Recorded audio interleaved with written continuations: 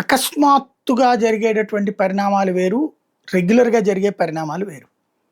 మనకి ఇక్కడ రాజకీయ నాయకులను దేవుళ్ళుగా కొలిచే దరిద్రం మనకుందిక్కడ. వాళ్ళేదో అమ్మానాన్నల కంటే ఎక్కువ, లేకపోతే గనక మా గురువుల కంటే ఎక్కువ, ఆళ్ళే ప్రాణం అని చెప్పేది. అదొక విచిత్రమైనటువంటి మానసిక జబ్బు. అదొక బానిసత్వం. గురు పరంపర ఉండటంలో తప్పు లేదు. ఆయన దగ్గర నుంచి చూసి మనం నేర్చుకోవడం అనేది గురు పరంపర. మనం గనక నార్త్ ఇండియాలో చూస్తే ఏ హోటల్‌కి పోయినా సరే అక్కడ వాళ్ళ అమ్మా నాన్న ఫోటోలు ప్లస్ ఒక స్వామీజీనో, ఒక గురువు గారి ఫోటోనో ఉంటదక్కడ. అంటే ఒక వ్యక్తి నుంచి ఎప్పటికప్పుడు గురువుగా భావించి వాళ్ళ నీతులు వింటారు వీళ్ళు. గురువుని నిరంతరం గౌరవిస్తూ ఉంటారు. మన దగ్గర ఇక్కడ ఉన్న మన మాస్టర్‌లనేమో బూతులు తిడతాం. అమ్మల్ని అక్కల్ని తిడతాం. రాజకీయ నాయకులు దేవుళ్ళు అంటాం. సరే ఇది పక్కన పెడదాం. ఈ గురు పరంపరని విదేశాల్లో ఉన్నవాళ్ళు చాలామంది పాటిస్తుంటారు.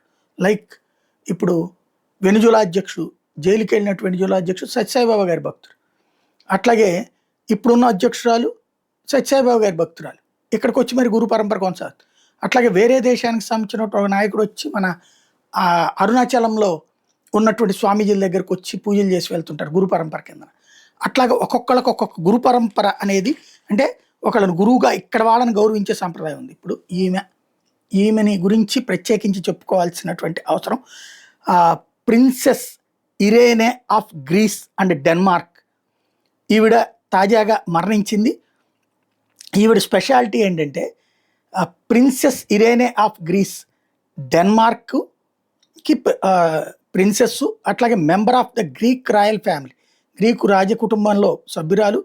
అలాగే క్వీన్ సోఫియా, స్పెయిన్కి సంబంధించినటువంటి క్వీన్ సోఫియాకి చెల్లెలు. అలాగే కింగ్ కాన్స్టెంట్ టూకి, గ్రీస్ రాజుకి కూడా సోదరవుతుంది. ఈమె అక్కడ ఉన్నటువంటి వాళ్ళని కాకుండా భారతీయ సంప్రదాయం, అంటే ఇక్కడి నుంచి మూలాలు అక్కడ దాకా వెళ్ళి అనడానికి సాక్ష్యం ఈవిడ వాస్తవంగా భారతదేశంలో మద్రాసులో ఉన్నటువంటి ఫిలాసఫీ యూనివర్సిటీలో ఇది వేదాంతిక్ అండ్ హిందూ అంశాల మీద చదివింది, ఇండియన్ ఫిలాసఫీ యూనివర్సిటీలో. అలాగే హిందూయిజానికి సంబంధించి పూర్తి స్థాయి అవగాహన ఉంది. 1980 నుంచి యూరోప్లో ఉంటున్నా సరే మన కంచి కామాక్షి గుడికి, అట్లా కంచి శంకరాచార్య జయేంద్ర సరస్వతి స్వామి గారికి ఆవిడ శిష్యురాలు. అనేక సార్లు వచ్చింది. శంకరాచార్య కాంగ్రెస్ గవర్నమెంట్ టైంలో అయితే జైల్లో కూడా పెట్టారు కదా, ఆయన్ని అందరికి గుర్తుంది కదా, కంచి శంకరాచార్య వారు ఎలాంటి వ్యక్తి అన్నటువంటిది. ఆయన దగ్గర ఆమె శిష్యరికం చేసిందనమాట.